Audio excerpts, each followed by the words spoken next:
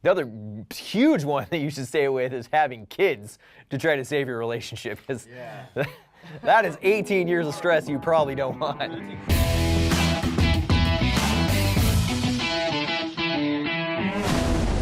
So you've been dating this chick for 3 to 5 years or a while, and you feel connected to her, and something went wrong, she broke up with you, and you don't really know what to do. So what would your guys' advice be to that guy? Because I think actually in reality, we've all been that guy at some point or another. I had a very serious relationship, and we kept breaking up and making up and breaking up. I would leave, she would chase me, she would leave, I would chase her, and I just did not know when to let go. And it became a disaster because by the end of that relationship, actually she broke up with me right before Christmas, and somehow by the way of the universe, I found out the next day that she was actually sleeping with another guy and building a relationship right under my nose for the last 4 months.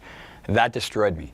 I was a mess. I was crying all day. I was an emotional wreck. And it forced me to become that phoenix and rise from the ashes. I worked on myself so hard with meditation, with self-reflection, with journaling, with finding out what was it in me that I felt was missing. I mean, my biggest meditation question at that period was, what do I believe that she gives me that I can't give myself? And when I started getting closer and closer to that answer, I started becoming more and more solid within myself. I look back at those days, as painful as they were, as some of the best days of transformation in my life. It was months and months. But when I came out of that, I mean, I wouldn't be the man that I am today and have the life that I have today without that. So I actually don't look at her with resentment or anger or grief or frustration. I look at her with gratitude. Because I can't remember where I heard this, but a woman's job is to bring a man closer to his soul. Now, whether that ending was positive or negative, she still did her job. If she cheated on you and destroyed your life and it made you a better man, that's still bringing you closer to your soul. First of all, take responsibility. We see this on Facebook posts all the time. We see this victim culture where it's the other person's fault and the other person was a narcissist and this and that. It takes two people to create any scenario.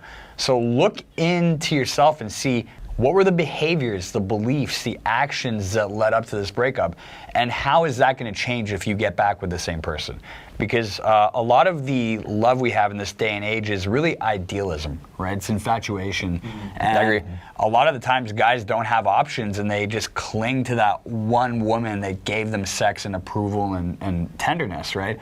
And what's the belief in that? The belief in that is that I can't get that somewhere else. If you're in a relationship, guys, and you don't believe you can get another woman at her level or better, how do you think that's going to affect how you show up in the relationship with your values, with your boundaries and everything? Because women are going to test you till the day that you die, which is actually a beautiful thing. Because if she's testing you, she loves you. If she stops testing you, she's probably already with somebody else waiting to end the relationship. So really, my answer to that is move on. You have to create abundance before you can have a truly healthy relationship. You have to find your sense of self and identity. Oh, it's pretty well said. I think the biggest problem with breakups, we all have been there, is that you think that because you lost love, you lose love itself. You cannot get it back. As far as mindset is concerned, this love has to get back to you. So like you gotta take time for yourself, enjoy the things that you want to do. Don't try to get over it by just overcompensating and trying to get other girls just because it compensates a need for validation or for this love that you don't have. Take your time, get over it, and internalize what went well, what you did well, what you did wrong, what she did wrong, what you don't want to have in your life again, and just take it as a learning experience. Yeah. It's usually the hardest that make you most guys focus on her. How do I get her back? What do I do?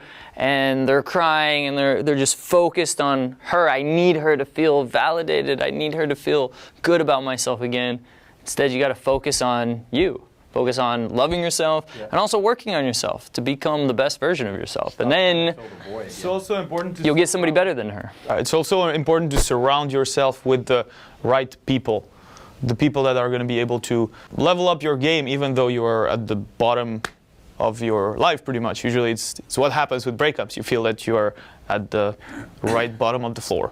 So with the right people around, they can just help you to deal with it and to get back on track. And it always comes down to this one quote that Osho said, which is like, if you really love a flower, you wouldn't pluck it because it'll die. And that's something that I've always learned when it comes to the women that I really, really love. Where it's just like, you know, it's like that song is like, if you love her, you'll let her go kind of thing. And that's really what it is, because like if you hold on tight, then it's like a cat. Like you squeeze the cat, it won't come back. It's just like, no, I don't want you. But if you just let it come to you, then the cats will like kind of like, you know, hang out and sit on your lap, and you know, they'll start showing their little belly and stuff like that, and they become more vulnerable, right?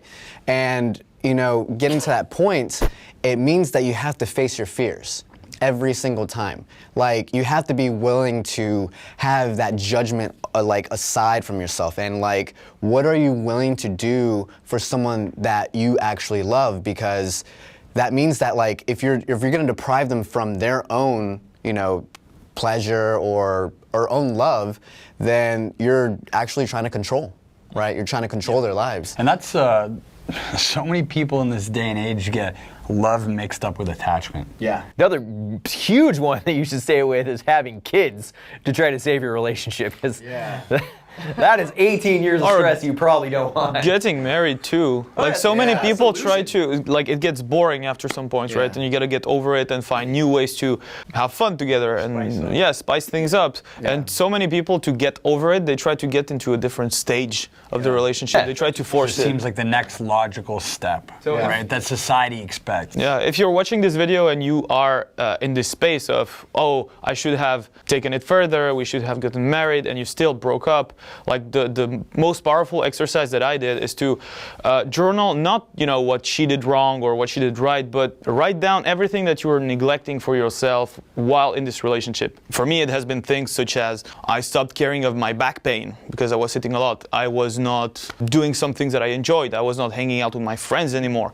Things like that. And that becomes your new comfort zone. And just doing these things is going to give you back this, I would call it just self-love. It's the thing that you don't need to feel good without something else, without something exterior. 3 things that I've learned was you can't give what you don't have. Don't ask anybody to do anything that you're not willing to do. And if there's no honesty or communication, then you're not supposed to be in that relationship. Or trust. Yeah. That's the biggest thing. Well, honesty, like you can always trust that person to be honest. But yes, trust that no matter what, that's what it's going to be. Look, man, if you have a lot of social anxiety, then make sure to download our free confidence cheat sheet. That'll give you 18 different ways to explode your confidence and overcome fear in not just social situations, but every situation. It'll give you daily habits that are really easy and that are scientifically proven to biohack your confidence. So make sure to download it right now. There's a link down in the description as well to the right of the screen. If you want to be mentored by any of us or all of us, then make sure to click the link below down in the description to get more info. And leave a comment down below. Let us know what other videos you'd like to see on this channel, what other questions you have that you want us to answer for you. This is the Attractive Man team, and we'll see you in the next video.